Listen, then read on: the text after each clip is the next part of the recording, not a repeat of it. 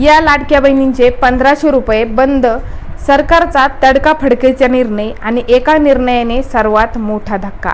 मुख्यमंत्री माझी लाडकी बहीण योजना ही राज्य सरकारची सर्वात यशस्वी योजना आहे। या योजनेअंतर्गत गरीब कुटुंबातील महिलांना 1,500 रुपये महा आर्थिक मदत केली जाते आणि याच योजनेबाबत आता सर्वात मोठी अपडेट समोर आली आहे। लाखो लाडक्या बहिणींना आता 1,500 रुपये मिळणार नाहीत। महायुती सरकारची महत्त्वाकांक्षी योजना मुख्यमंत्री माझी लाडकी बहीण योजना, या योजनेची अंतिम पडताळणी एप्रिल अखेर पूर्ण झाली। या पडताळणीमध्ये अनेक महिला अपात्र ठरल्या। आता अशा अपात्र ठरलेल्या महिलांना यापुढे निधी मिळणार नाही। दरमहा 1,500 रुपयांची आर्थिक मदत महिलांना दिली जाते। यामध्ये अनेक अपात्र महिलांनी लाभ घेतल्याचं सरकारच्या लक्षात आलं, त्यामुळे सरकारने यामध्ये पडताळणीचा निर्णय घेतला आणि अंतिम पडताळणी ही एप्रिल महिन्याच्या अखेरीपर्यंत पूर्ण केली।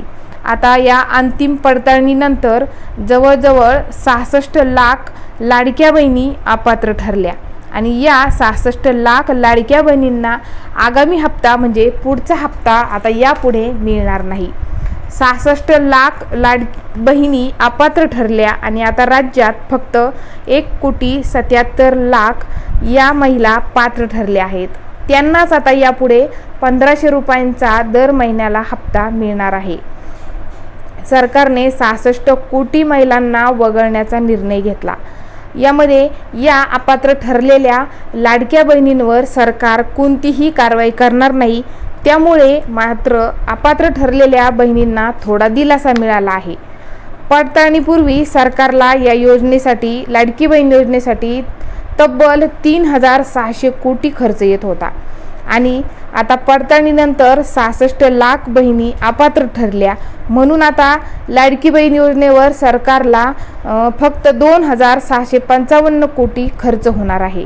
त्यामुळे जवळजवळ आता सरकारचे दर वर्षाला 1,000 कोटी वाचणार आहेत।